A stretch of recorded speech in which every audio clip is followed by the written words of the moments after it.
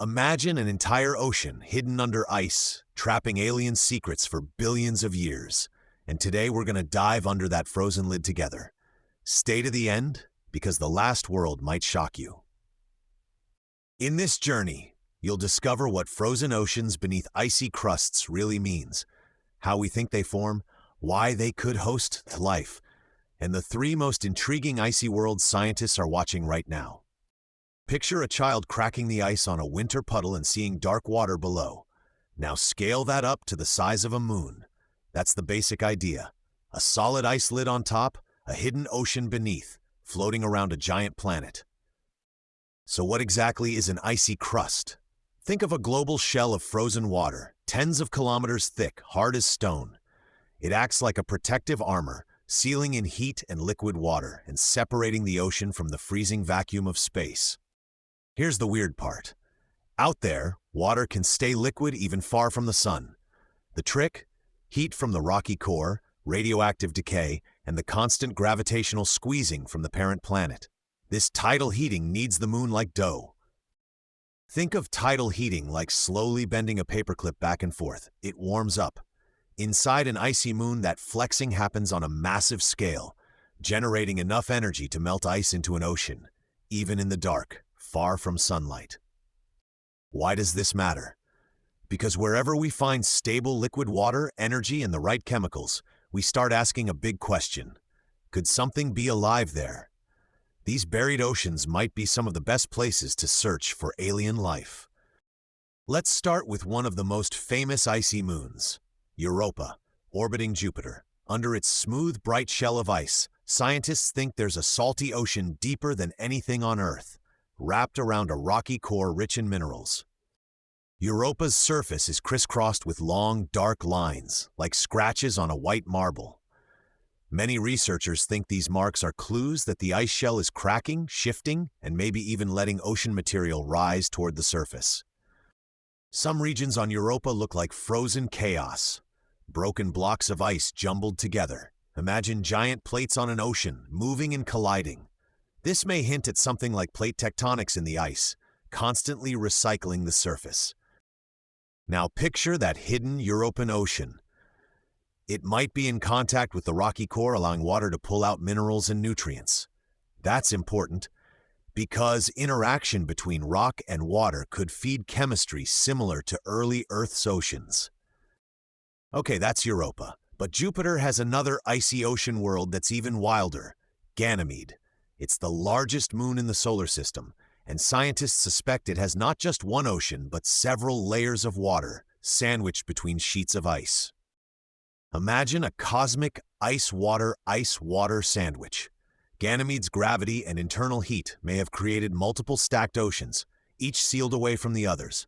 It's like having several separate alien seas all inside one gigantic icy world. Ganymede is also special because it has its own magnetic field. That magnetic shield might help protect its interior from harmful particles, shaping how the icy crust and buried oceans evolve over billions of years.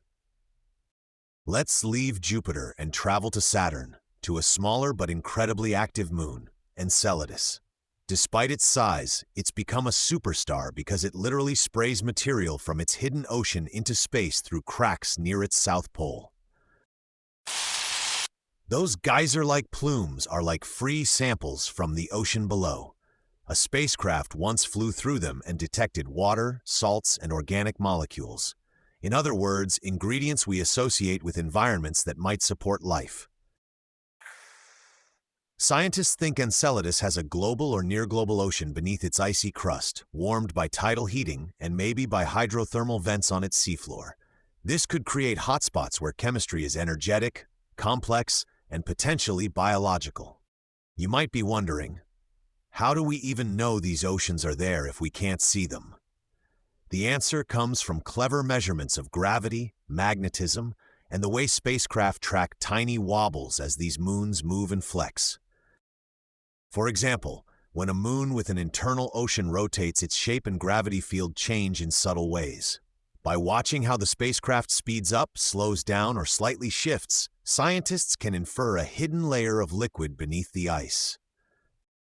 Magnetic fields give us another clue. Conductive salty oceans can distort a planet's magnetic field lines. When we see those distortions in data, it's like the ocean is waving at us, revealing its presence without ever being directly imaged. So could anything actually live in these buried oceans? If there are hydrothermal vents on the seafloor, like on Earth, they could release chemicals that microbes might use as fuel, even in complete darkness, relying on chemistry instead of sunlight. Life there wouldn't see stars or sky. It might sense only chemical gradients, pressure, and temperature. Entire ecosystems could be hidden under kilometers of ice, completely cut off from starlight, yet thriving in their own alien cycle. Now here's the twist. These oceans may be far more common than Earth-like surface oceans. That means the most typical habitable environments in the universe might not look like our blue planet at all, but like dark seas hidden under frozen shells. Why should you care? Because our search for life is shifting. Instead of only looking for twins of Earth, we're designing missions to sniff plumes, scan icy crusts, and maybe one day send probes to melt through and explore these shadowed oceans. Future explorers might lower robotic submarines into these alien seas, listening for strange currents, sampling chemistry, and searching for unexpected signals of life, like unusual patterns of molecules or energy in the dark water. Before we wrap up, notice the pattern.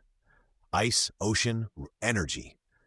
This simple recipe appears again and again on Europa, Ganymede, Enceladus, and likely many more worlds. Each is a different laboratory where nature runs its own experiment. So next time you see a frozen puddle or a lake in winter, remember, under the thin ice might be moving water, just like under those distant crusts. Our own planet is a tiny hint of the strange hidden oceans waiting in the outer solar system. If you've watched this far, your view of where life might exist has already expanded. The universe may be full of oceans, but most of them are locked away in darkness beneath ice. Our job now is to learn how to listen to those hidden seas.